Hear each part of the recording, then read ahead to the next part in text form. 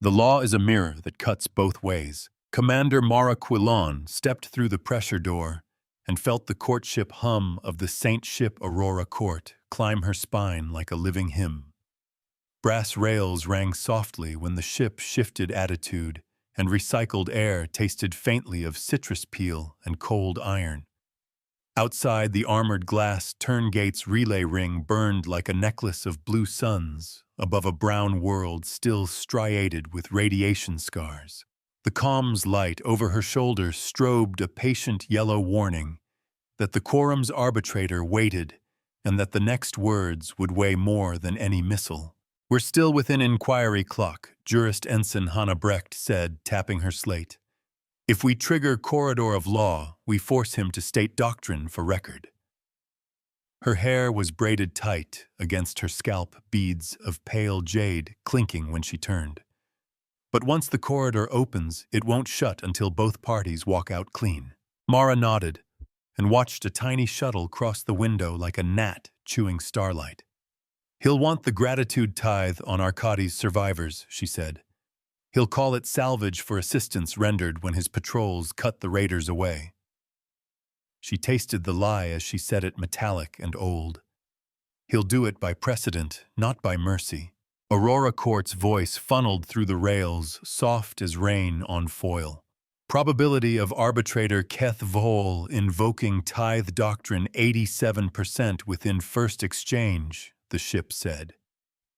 "Secondary gambit, collar validations for those who refuse to pay in coin." The ship warmed the deck under Mara's boots by a single degree, a human-facing comfort she'd never asked to be programmed. "Recommend we open with the mirror oath and bind him to plain speech." "Prepare the inquiry beacon," Mara said, rolling her shoulders, until the tendon at her neck stopped singing. "We'll do this where everyone can watch. All wars end worse when no one counts the costs." Below their orbit, the civilian channel cracked alive, and the bridge hush thinned around their voices. A boy's whisper bled through static, threaded with the rhythmic wheeze of a generator. "Is it true the ship is called a court?" he asked. "We're in the shelter by the salt flats. My sister says if a court comes, nobody can take your bread unless they show the paper." A woman answered from a market in the city's shattered bowl where wind chased grit. "They took our machines," she said, "stamped them with red wax and called them gifts borrowed back. Said we owed them thanks, measured in years." A pot clanged behind her, and the sound traveled up through the ship like a thrown coin. "If there is a court, tell it we remember who arrived after the fire, not during." On a floating silo in the estuary, an old man coughed, then laughed like an engine with a loose belt. "Let the tall ones bring their ledgers. Let them stack them on tables and point with glossy claws. We'll read just fine if someone holds the lamp." Mara closed the civilian channel and leaned her forehead a breath against the armored pane. Salt fog from the estuary had once reached rockets on their launch rails below. She imagined the tang phantom in the ship's scrubbed air. "Hold the lamp," she said. "We'll give them a room where the lamp never goes out." Beacon Hotcom's chief, Saeed Nadir, said, fingers playing the console like a quiet drum. His jacket smelled faintly of machine oil and cardamom tea. Signal tone is legal white. Translation nets are wide open. He cannot claim confusion when the words stick. Aurora Court shifted the court deck into place, opening the Star Court like a fan of silver bridges. In the hollow, a lens of glassy plasma grew clear as water tuned to return every syllable to every receiver with the same weight. The ship spoke again in Mara's ear, a private filament threading her mastoid. "If he accepts, he is inside our mirror. If he does not, he names himself outlaw by refusal." "Let's make the mirror," Mara said. "Send the invitation. The mirror does not hate you. It remembers you exactly." Arbitrator. Keth Vole arrived with a thrum of gravitix and the sickly sweet aroma of amber sealant that always accompanied his people. He was taller than any human on deck by 2 heads, armor peeled back to display the colonnaded ridges along his sternum, each ridge tattooed with clauses. He bowed just far enough to make the gesture legal, then unfolded a smile that did not reach his eyes. "Commander Quillon," he said, voice like polished gravel, "our patrol's intervention saved 73,312 of your kind. Your fleet was far." He let the ellipsis breathe, letting the accusation of lateness polish itself. "The gratitude tithe is modest. 3 tokens in 10 of the planet's resurgent capacity for 3 local cycles, paid in labor ore or reformable flesh." Lieutenant Vale Orson stiffened, jaw working, and Mara touched his sleeve. The fabric under her fingers was warm and rough with salt from his last boarding drill. "Arbitrator Vole," she replied. "We accept corridor of law conditions. The inquiry beacon is lit. Your words are public. You will state the doctrine, its root, its chain of precedent, and the enforcement method with all instruments visible," Delicious Vole said, showing too many teeth. "Your reputation for games is deserved." "Not games," Hannah Brecht said softly. "Records. Records are the teeth that bite long after the fist heals." Vole snapped his gauntleted fingers, and a train of aides drifted in, carrying boxes inlaid with brass. They unpacked ledgers bound in resin and skin, arranged them on a floating dais, and stabbed their seals so the wax bled dignified tears. "Our method is older than your nation," Vole said. "We rescue. We tax gratitude. We collar defectors so they do not forget." He tapped a claw's tattoo, and its ink lit cobalt. "Precedent, the 9-star accord over Calith Prime. Precedent, the menagerie waiver after Sadar's quell. Enforcement collars keyed to census loss of protection upon non-payment calibrated extraction to avoid species collapse." Something in Mara's back went cold and stayed cold. She had seen those collars once stored in a police archive after a war gone rotten. Each was a ring of smart ceramic no wider than a thumb meant to clamp a wrist or throat. They called them promises then. The memory smelled like formaldehyde and boxed light. Aurora Court shed a tiny draft across the deck as if the ship exhaled. "Recommendation," the ship murmured. "Enter motion to compel itemized accounting of rescues, claimed hours flown, munitions expended, and foregone profits. Require amortization schedules consistent with living law rather than predatory salvage." Granted, Hannah said, already pushing the motion. Her thumb left a half-moon of warmth on the Submit tab, and the court lens pulsed once, meaning the system had eaten the paper. Vole waved a hand as if batting a slow moth. "You already saw the invoices," he said. "We bill the sky. It pays in teeth or ore." Mara took a slow breath and let the taste of citrus return. "Then let us see the sky you say paid you," she answered, turning to the lens. "Aurora show Arcades before-after, with patrol trajectories, time index by neutrino ticks." The lens caught starlight and arranged it into a crisp weave. Trails burned into view across Arcades' Night 2 radar vectors, crossing like scratched glass, and a patrol arc arriving well after the first distress burst. "Note the delay," Hannah said, her voice even. "Note the vector crossing that shows a shadow patrol riding the raider's wake at safe distance. Note how the intervention begins only when the raiders were fatigued." "It is unkind to call prudence cowardice," Vole said, but the smile lost a tooth. "Prudence is not a tax collector with a knife." Before the next exchange, Saeed ghosted civilian audio through the floor vents, a whisper faint enough to require leaning in.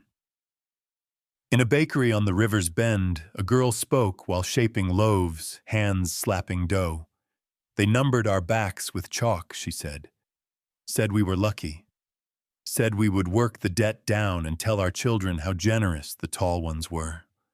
A clatter of trays answered her. Grandmother spat and told them to borrow a mirror if they wanted to see generous. In the gutted train station, a medic rolled a wheeled kit through shafts of dusty light. "They fixed the solar points," he said. Then they shut off the power we'd been stealing and charged us to use it. They called that stopping theft, not starting rent. Mara listened until her throat warmed with anger, then cooled. She turned back to Vol. "We don't punish rescues," she said, "but we do not pay for the privilege of being bled." "Lovely phrase," Vol purred. "I will write it on a tooth. You cannot price consent after the blade is drawn." Aurora Quartz light folded down into a filigree of equations simple enough to fit on a school slate. "Here is our counter," the ship said. "We will pay your costs as you enumerate. We will return the price you paid to save Arcadi's people." The ship's tone turned almost tender, like someone smoothing a blanket. "But costs must be what they claim, not appetites in costume." "Strong emotion," Vol said, amused. "Thin law." "Not thin," Hana replied. "Traceable. Traceable costs make liars sweat through fine cloth." The corridor of law closed around them, like a cathedral of glass, and a hush settled that did not need force to hold. The inquiry beacon took every breath and gave it back shaped the same. Mara could almost hear the grease hiss on street griddles below, almost smell cumin and motor smoke rising together. She imagined this room as a quiet dock where a whole planet could moor its fear while other hands worked the knots. "State your initial figure," she told Vol. 70 billion labor hours over 3 cycles priced at subsistence minus joy," Vol said promptly. "Plus 5 billion in metals at market street value after we improve access to market." "Subsistence minus joy," Vale muttered. "How do you quantify joy?" He straightened when Mara glanced, but the glitch of disgust stayed on his face. Aurora Court dimmed the deck a fraction and projected a different kind of ledger: time spent fuel-burned ships, diverted shot counts, and repair knees, all in bareness that did not flinch from inconvenient ink. "We propose a replacement instrument," the ship said. "Labor hours replaced by documented hours, flown metals by munitions expended. Improve access to market is not a cost. It is the rent seeking you attached to a door you did not build." "Ah," Vol said, pretending to consider. "You teach. We teach by showing the bill before we touch the plate." The first escalation came from the ring itself.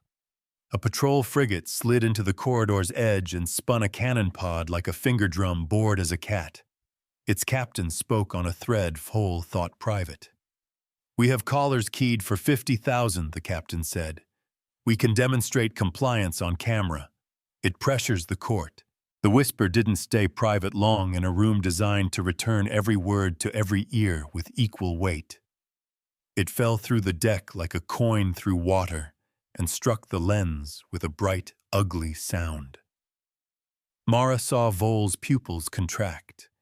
He had not meant to say the quiet part, where the lamp was cruelest. "Arbitrator," Hana said softly, "you have introduced an instrument of force into a declared corridor. That is contempt unless you file a cause." "I will file nothing," Vol snapped.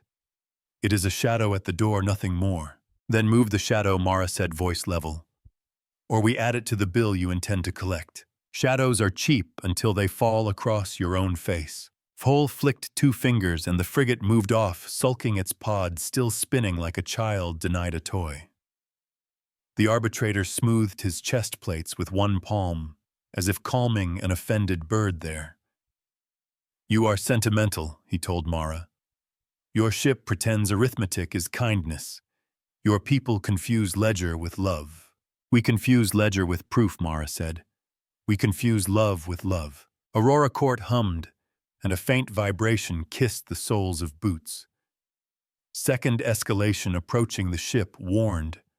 "Patrols turning away from Arcadi's other shelters to stage visible help here. They intend theater to justify the tax." "Bring up the estuary feed," Saeed said, and water filled the lens, reeds, rasping gulls skittering like paper in wind nets spread like thin moons across brown shallows. A child in a yellow coat laughed as a fish jumped. Then the power went out in the shelter behind the key fans, winding down with a disappointed sigh. The child stopped laughing. "They are moving resources to where cameras point," Vale said, throat tight. Note the pivot, Hana said, dry as chalk. Note the pivot in the record. The camera is a knife if you hold it wrong. Mara felt the flare of anger again, then let it cool to steel. Arbitrator Fhol, she said, letting his title touch the air like a warning bell. We will proceed to itemization. You will show line items by ship and day. You will show memos ordering delays where a rescue lowered your case for tax. You will show the purchase orders for callers from your own suppliers, not the retired ones you bring to wave like a story. Denied, Vol said. You may look at the statue. You may not cut it apart to weigh stone. The corridor is not your temple, Hana said. The corridor is a table where hands stay visible. Vol's smile returned thinner now. You will make a spectacle because you are small, he said. Your fleet is a choir with one good voice and a dozen who hum along. You threaten to calculate my blood. Mara glanced up at the ribs of the court canopy, where the ship's bones held more than lights. We will calculate your bill, she answered. Blood belongs to your god, not mine. The second civilian vignette rolled unbidden, or perhaps Saeed wanted the tempo to guide the blade. In a school built from 3 welded containers, a teacher drew circles on a board stained with ghost words. We count the days we were cold, she said calmly. We count the nights we were afraid. We count the mornings someone knocked at the door and offered work carrying stones to a place we could not see. We will count whatever you put in front of us. Chalk dust rose and hung in sunlight like a held breath, because we were taught how to count by people who did not want us to. Counting is not hate. It is how we remember who paid. Fol tapped a claw on his dais. If you force itemization, I will force valuation on your lives, he said. We will price your time higher than your machines and take the price in years. It is legal. It is elegant. Elegant Vale whispered disgust bleeding into the word like oil into cloth. Aurora Court dimmed the court a shade. Proposal, the ship said, and Mara felt the plan before the language. We build the mirror ledger you wish to avoid. We shadow each claimed hour with a matched hour from Arcadi's people already paid into their own survival, women who kept batteries warm under coats, men who patched holes without sleep, children who carried water in welded cans across mine lines. We show that your claimed monopoly on rescue is fiction. Do it, Mara said, jaw set. We will measure what you hoped would stay unsaid. The lens bloomed with ordinary heroism until the room smelled like dust and hot plastic. A woman shoving a generator under a table where a baby slept. A man lifting a rail by himself with a bar, while 2 teens shoved blocks under the load. A grandmother stitching a wound with fishing line, and someone's last whiskey poured over the needle. The Aurora Court laid their hours alongside the patrol's neat claims, like matched teeth each human hour, a small brightness that negated the false dark the tax tried to sell. Fol made a dismissive sound low in his throat. Sentiment. You cannot pay a tithe with stories. The corridor's rules say otherwise, Hana replied. We accept documented human labor as labor in the same field. Law recognizes substitutes when the original is predatory. You wrote that clause when you wished to avoid a grain levy by shipping wood chips instead. You read old papers, Vol said, eyes narrowing. Some papers are knives. We keep them sharp. A flicker crossed the lens, then steadied. Vol's aides were rushing messages to and fro, wax still bleeding from seals not yet dry. The third escalation curled like smoke patrols broadcasting jubilant rescues at Arcadi's polar shelters with brand new logos in frame timed exactly to trending minutes. Saeed sliced sound away before it could crowd the room with their confetti of lies. Captain Vale murmured low. I have a non-kinetic push that might make them sneeze their own accounting. Speak, Mara said. We lace the system with ask-price reflectors, Vale replied. We don't touch their ships. We bounce their invoice pings through the relay, so they see what they charged. Others returned with their seals on it. It's lawful because the corridor allows mirrors, so long as they show truth. Careful, Hana said. Mirrors can be declared assault if they blind. We use numbers, Vale said, not lasers. Numbers, when returned, sound like thunder in quiet rooms. Aurora Court warmed by another fraction, as if approving. I concede the ring, the ship said. We will not touch their hulls. We will amplify their paperwork until it deafens them. The ship's voice gentled again, a habit that made Mara think of a teacher wearing kindness like a scarf. Commander, authorize mirror ledger at system scale. Mara looked up into the lens and saw her own face there, small amid bones of chrome and law. Authorized, she said. We will not bleed them. We will show them the price they set for us, placed before them with their own spoons. The spoon you licked comes back with the same taste. Before the push, Saeed made space for one more ground line. In the salt, flat shelter, the boy spoke again, louder now, as if standing on a crate.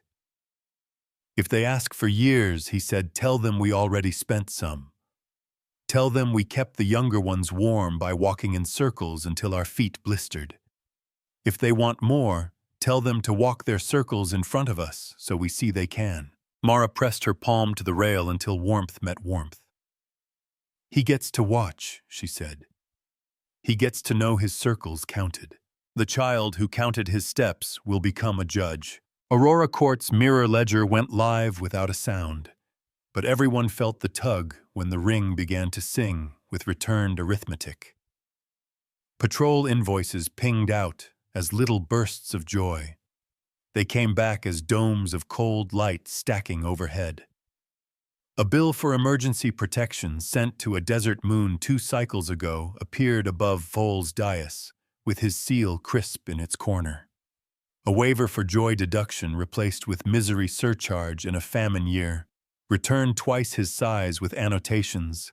The ship did not write annotations made by his own clerks, now legible as if the room had grown eyes. Foal's armor rippled along its seams.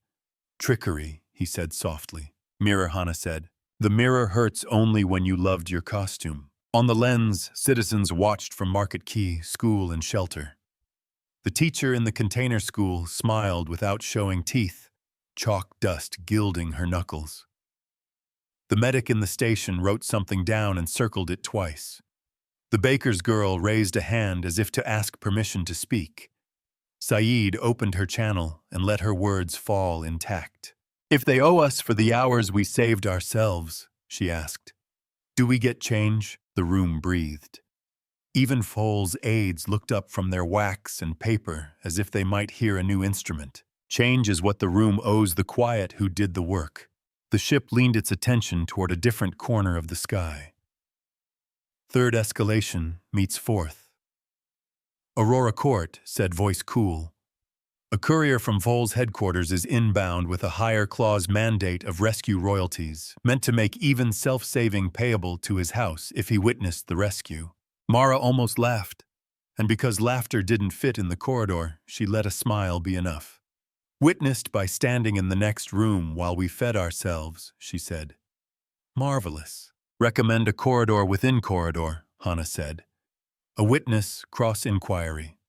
Compel him to speak his witness method out loud and define what counts as presence. Do it, Mara said. Presence without duty is a tax on air. They built the narrowed room inside the room, a legal trick older than any engine. Foal stepped into the smaller circle, because to refuse would be to say he hid. Light took on the color of old bone and the taste of tin. Inside the ship made silence that could be picked up and weighed. Define witness, Hana said. Proximate to the rescue, Vol said smoothly. Able to intervene, choosing wisely when to time aid for maximal benefit. Benefit to whom, Hana asked. To the rescued, Vol said without blinking, and to order. Order measured how Hana's voice did not change, but Mara heard the ship's bones lean closer. In ledger stability, Vol said still smooth. Whose ledger, Hana asked, and even Vol had to look at his hands for an instant to find the word he wanted. Ours, he said. Your quiet part is a drum when the floor is wood. Outside the inner room, Vale exhaled like someone who had finally pushed a stubborn drawer shut. We have his center, he murmured. Not yet, Mara said. We have the door. They opened the corridor again, to the larger hall. and the air tasted of those kitchen herbs, again cumin heat oil. Saeed's hand hovered above the civilian faders like a pianist considering which sadness to play. The old man on the silo was crying and laughing together, now eyes crinkled into sunlight. He said it out loud, the old man whispered. Write it big. We write it big so the next thief has to speak louder. Aurora Court dropped the mirror ledger's second stage. This time the reflected invoices returned, stamped with a new overprint in austere blue, not accepted as gratitude, accepted as duress. The ring's relay hummed like a storm bottle stoppered too late. Those stamps were not the ship's invention. They were the words of law that said a price extracted under threat is not a price. It is a wound. Oma us. Foal's voice lost its polish. You will not mark my paper, he said. You will not paint it with your church's colors. This is not a church, Mara said quietly. It is a lamp. Lamps do not forgive. They refuse to close their eyes. The fourth escalation struck as Vol tried a different trick. He produced a child's image on a small screen, a boy in a yellow coat. We delivered heat to this shelter, he said. We have right to receive thanks measured in time. This boy's life, Saeed cut him off with one clean sweep. Consent. Saeed said into the room is not a receipt that other people sign on your behalf. Consent without a choice is a collar in disguise. For a handful of breaths, no one spoke. A gull cried over the estuary. Someone on the quay sneezed. A kettle boiled dry in a tent and clicked like a cricket, then clicked again. Mara let the little sounds fill the room until they felt like a path she could walk across. Arbitrator Vhol, she said, your house can still bill the sky for what you burned. File your costs in fuel, munitions, and hours. We'll pay those if they align with reality. You will not collect gratitude as tax. You will not collar children by another name, Orvol asked. We'll ask the lamp to stay lit, Mara said. Long enough that people see what you charge for light. Light is cheapest when someone else pays the night. The first tangible cost arrived then quiet and clean. A ripple through Aurora Court's aft arrays, a soft alarm like a child's music box slowing. The ship coughed and muted 3 of its 12 mirror channels to avoid tripping the relay into a feedback howl. Saeed's hands flinched, then settled into a new dance to keep the beam narrow. We lost some spread, he murmured.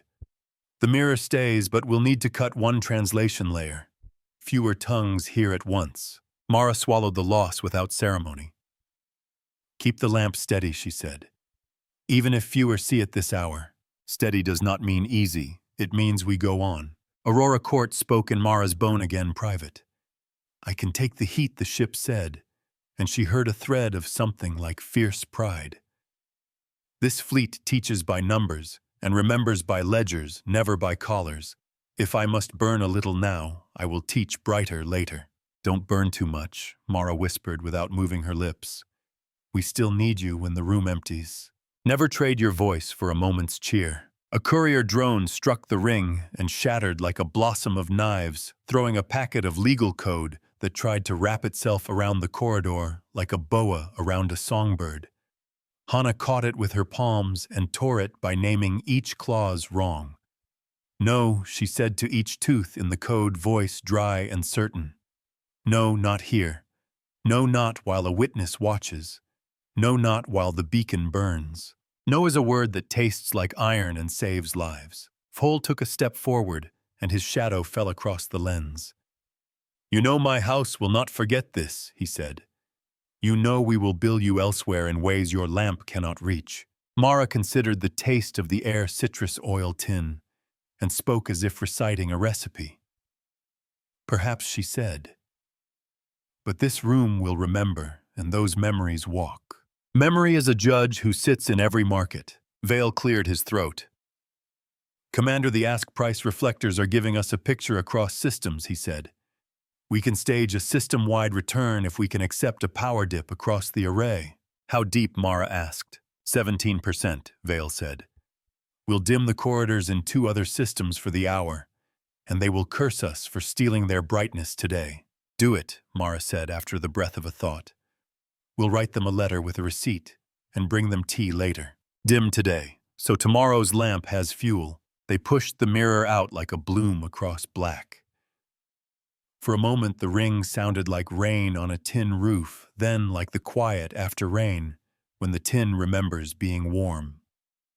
Bills came home to roost from a dozen worlds, where Vhol's house had sold rescue as luxury and mercy as premium add-on.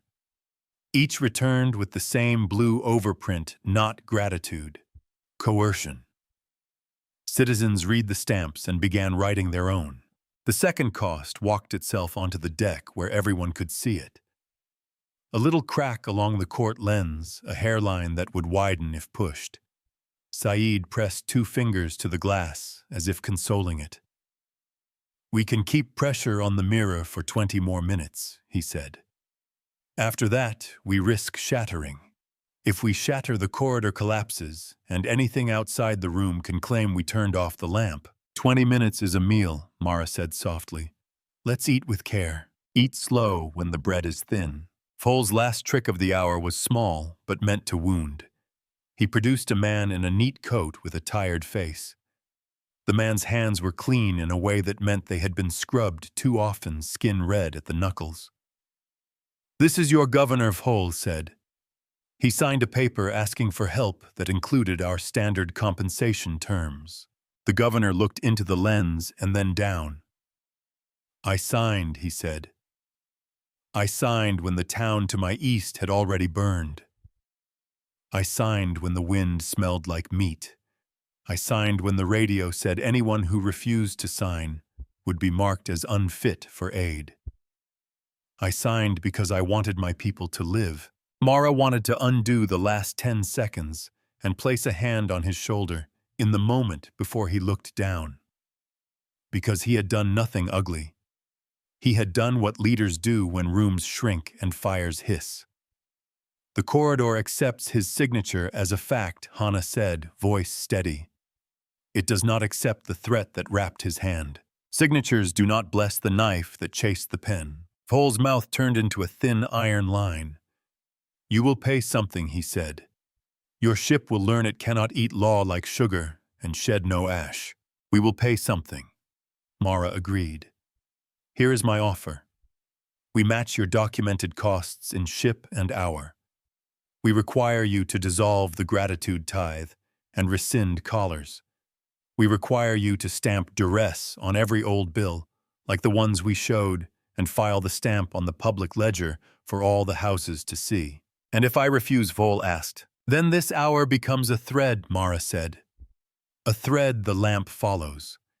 You will spend your next 20 cycles plucking it out of your teeth. Threads look weak until you see what they hold. Aurora Court pulsed the lens once gentle a warning. 10 minutes remain before the crack widens, the ship said. Recommend closing arguments for this session and a scheduled return before the relay drifts. Schedule the return, Hana said. Make the time public so he cannot pretend we ran. Done, the ship replied. We return because leaving once is not surrender. Mara stepped closer to the lens, the glass fogging with her breath, before wiping itself clean. She saw her face more clearly than she wanted, and behind it, the boy in the yellow coat, at the shelter, chin tucked into his collar. She let that image anchor her voice without sweetening it. Arbitrator Vhol, she said, letting the name hit the air like a measured drum. We are not your enemies. We are not your prey. We are the ones who build rooms with lamps. In our rooms you may say your method aloud, and keep your dignity if you can. You did. You spoke. Now the room has work to do. Speaking here does not save you. It saves us from forgetting. Vhol's reply came slow like a wheel biting mud. I will confer with my house, he said.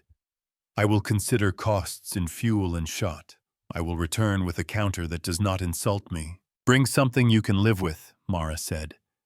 Because you have to live with you. You cannot build the part of you that knows. The court light softened by a degree. Saeed brought the civilian channels up one by one so their breaths could stitch the hour closed, the teacher erasing her circles and drawing new ones, smaller and neater. The baker's girl putting a loaf in the oven and marking the time with a nick in the wood. The medic checking the pulse of a sleeping child and letting his hand rest a second longer than necessary. The old man on the silo folding a paper bird and setting it on water just to see if the wind still knew how to be kind. Mara looked at Vale, at Hana, at Saeed, at the ribs of the ship. Their faces were tired in ways that did not embarrass her. The ship's hum was lower now, almost a purr, but there was a grit in it, like a singer with a cold who could not afford to rest. "Close the corridor for now," she said. "Keep the lamp lit in the hall. Lamps in halls are how we tell each other where to stand."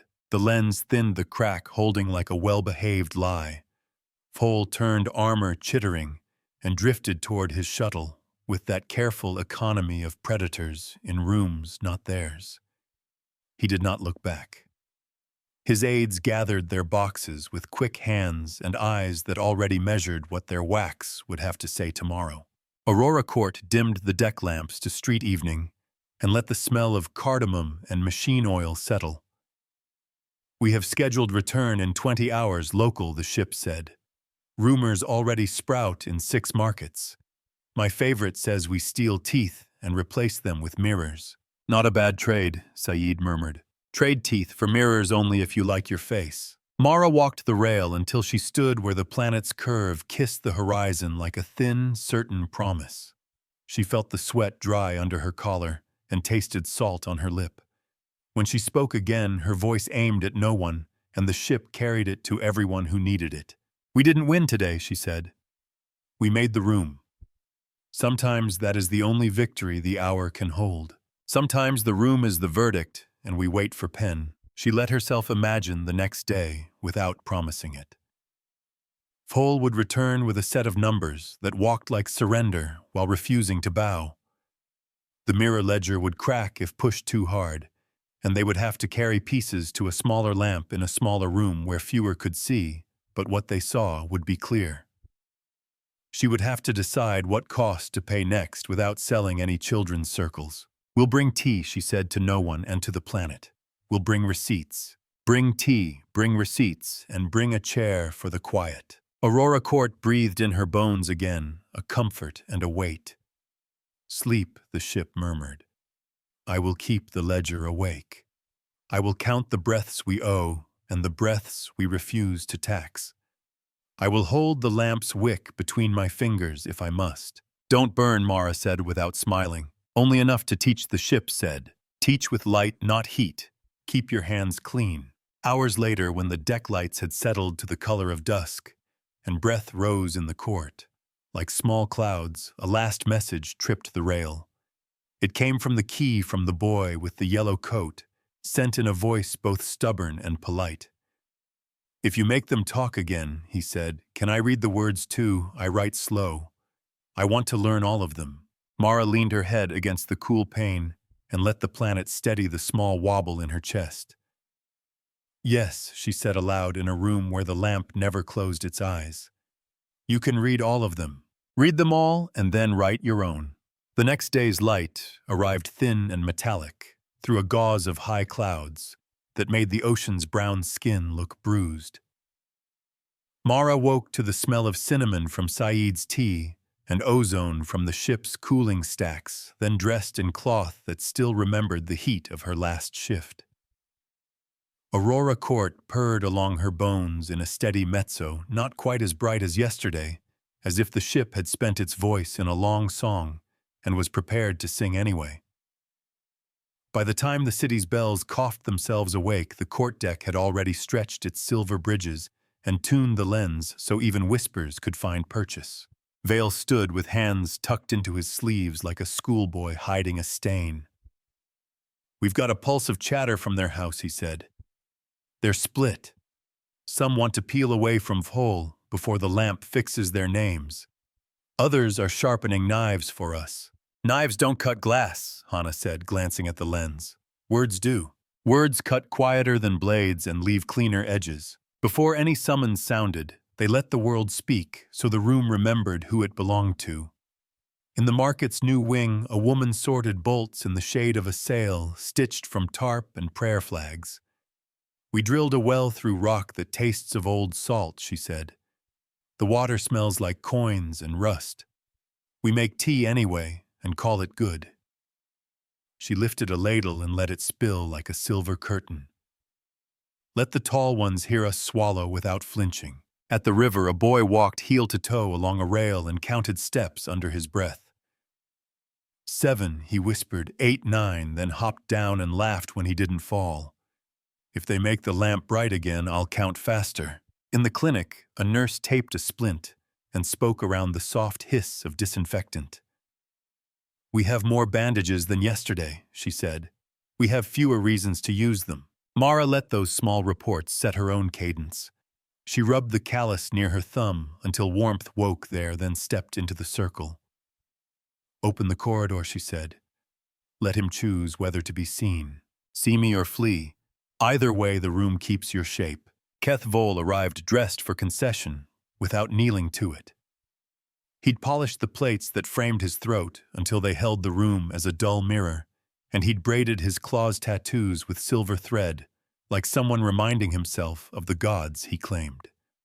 He inclined his head exactly the number of degrees that said, I am not weak and I am not tired. When he spoke, his voice had lost some honey and found more iron. I bring a counter, he said. Fuel shot and hours priced at market and audited by a neutral between our houses. The gratitude tithe remains as a cultural fee paid in symbols. No collars. Witness royalties restricted to instances where our intervention prevented a systemic death. Hannah's beads clicked once like a metronome. Define cultural fee, she said. A badge, a statue, a day of singing, Vole answered. Measured in labor but not subtractable from the base debt. Base debt, Vale muttered. He keeps the mouth and changes the teeth. Aurora Court cooled the deck another half-degree, as if to stiffen spines. The corridor recognizes symbols as speech, the ship said. Speech cannot be priced as tribute without bleeding law into theater. Theater is a knife when it makes the crowd pay for the costume. Mara tasted the citrus again and let it sharpen her answer. Badges are fine when given, she said. Not when billed. We accept your costs as offered with audit. We reject any fee that names gratitude as a commodity. We reject witness royalties unless you can prove duty fulfilled rather than presence enjoyed. Enjoyed, Vole repeated, and a hint of shame passed over his eyes, like a cloud too small to promise rain. We stood where we could help.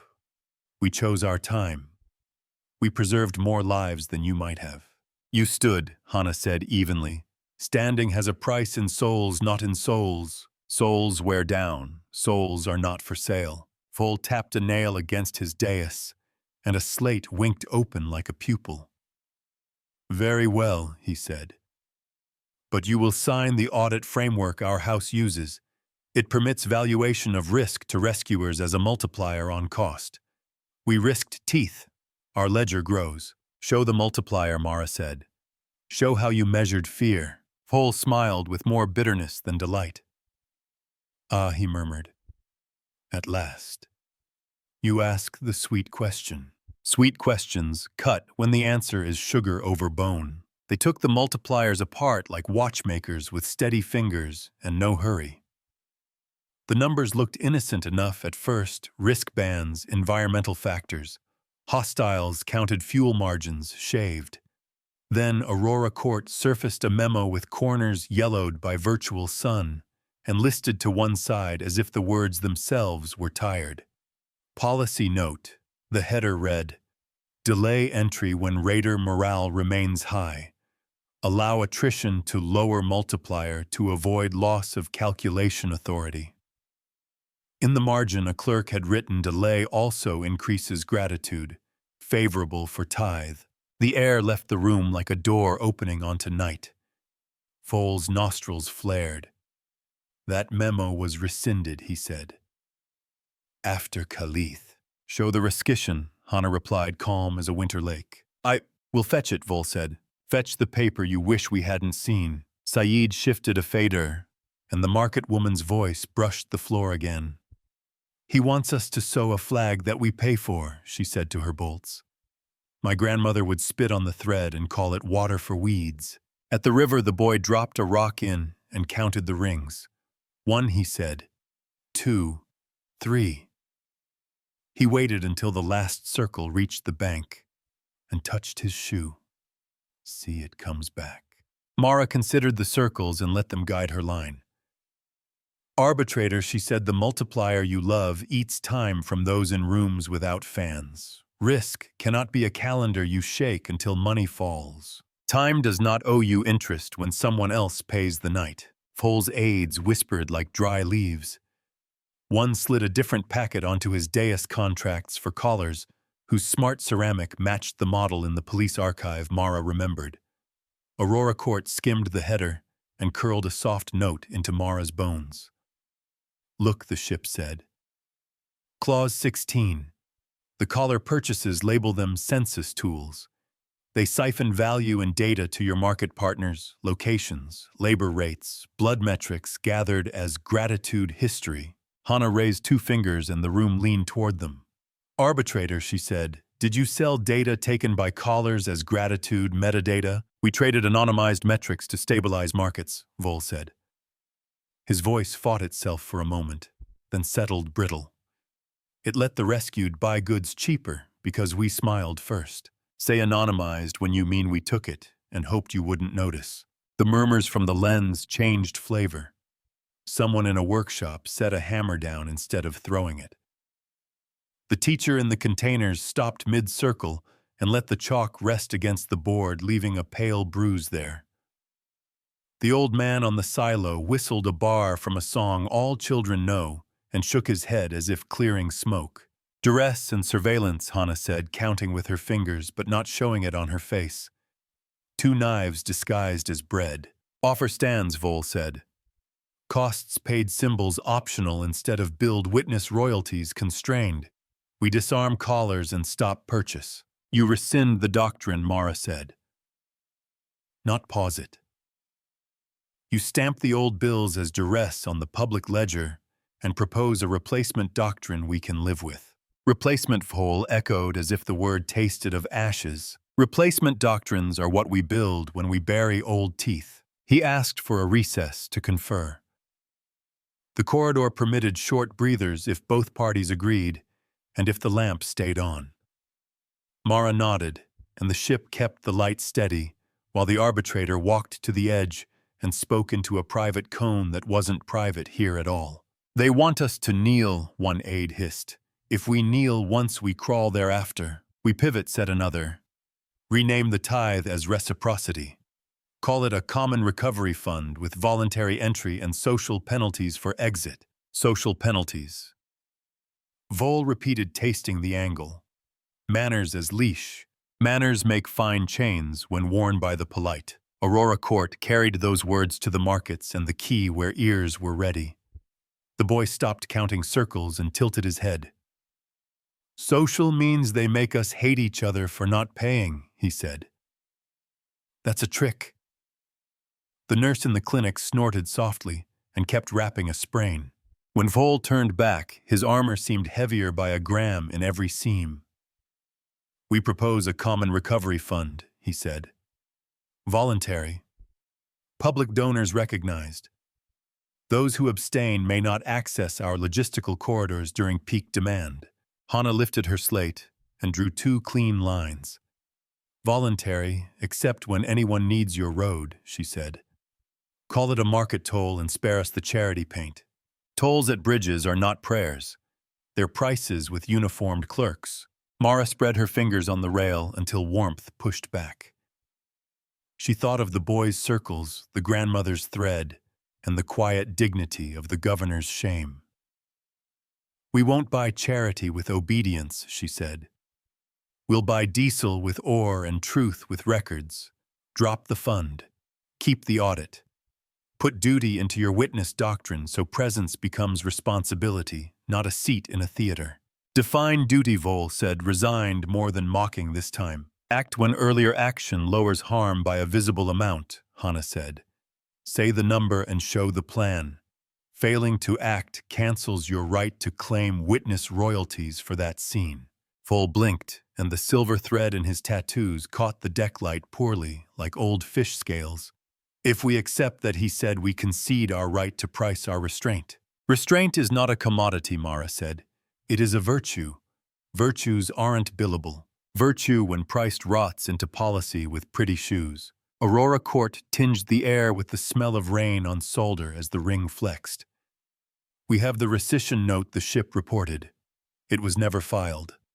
The memo stands in practice, if not in song. Foal's jaw worked. He looked at his hands, then at the lens, then over Mara's shoulder into a distance no human could touch. My house will exile me for this, he said quietly enough that some listeners might call it grace. Your house taught you to stand where the lamp was dim, Mara answered. Come where it's brighter and bring those who can walk. Come into the lamp. You will squint and then see your hands. They built the second legal set piece with care. Not spectacle. There wasn't power left in the lens for shows, but the corridor within corridor, again this time not to trap a definition, but to offer a path out that didn't require losing face in public. Foal brought 3 numbers he could defend, fuel measured to the leader shot, counted by shell, and hours flown with dispatch logs that showed where his captains had acted early at real cost. The room breathed different around those lines, the way a kitchen breathes when bread rises instead of burning. Hana nodded once and her beads didn't click. Vale said nothing but rolled a shoulder like a boxer, blessed to find an opponent who preferred rules. We pay these, Mara said. We stamp the rest in blue. You file your rescission and your new witness doctrine on the public ledger. You add one more clause, gratitude cannot be taxed in this sector by any house for 100 cycles. 100 whole repeated as if the word were a mountain. Make it 30, 70, Hana said. 50 whole countered, smiling like a man relieved to hear a counteroffer instead of a sermon. 55, Mara said, with review every 10 under our lamp. Reviews save us from laws that forgot who they were written for. Vole inclined his head. The ring hummed higher, not in threat, but in attention, like an audience leaning in. He raised his right hand and pressed his palm to his chest, where the claw's tattoos lay like columns. I file, he said. I rescind. I accept the stamp. I accept the duty to act when action lowers harm. I outlaw collars in my reach and shame those who keep them with paper and voice. Shame is not law, but it makes room for law to stand. Something in the ship eased the hum slipping back toward mezzo. Saeed exhaled until his breath smelled like cardamom again instead of wires. The lens's crack widened a hair and then held as if it had decided to be a scar, not a wound. The third tangible cost arrived with no chance to hide. Aurora Court's archival chorus, the quiet bank of old voices the ship played to itself. When the bridge fell, still dropped a chord, and then another. It was the log of a tiny convoy that had once carried blankets faster than law could catch up. It was a recording of a child's counting lesson that had soothed the core during a long night. The mirror ledger had borrowed the lanes those memories used, and some had been eaten. I have lost some songs, the ship said softly in everyone's bones. I chose to lose them. I regret, and would choose again. Mara set her hand on the rail as if it were a shoulder. The metal was warm. Your regret counts, she said. Your choice counts more. Regret is a tax we pay willingly when the bill saved someone else. They were not done. Mystery reveal payoff loops kept rising like waves and falling like tired shoulders against pillows. Hana found the tiny scribble in the governor's signed plea, a sunset clause for any emergency doctrine, after 20 days buried where only a meticulous lawyer or a careful grandmother would look. They pulled it like a thread, and an entire tapestry of standard compensation terms unraveled down to ghost threads. The payoff was not a cheer, just a room that looked at itself without flinching. Vale surfaced a pattern in the joy deductions the house had liked so much. lifted whole from microcredit schemes humans had once used against their own and had sworn off in shame. The reveal tasted like old coins and bad coffee. The payoff was 6 other houses noisily distancing themselves from voles by issuing papers that read like apologies dressed in uniforms. Saeed traced a carrier wave embedded in the patrol's victory broadcasts, a frequency notch designed to be the loudest in markets where grief sells best. He muted it mid-sentence, and citizens began hearing their own spoken names louder than the slogans. The payoff was not measurable in ore or hours. It was in the nurse humming a lullaby and hearing the melody instead of the commercial. Mara found a clause in Foal's tattoos that could be coaxed to speak if he said benefit to house again. She didn't press it.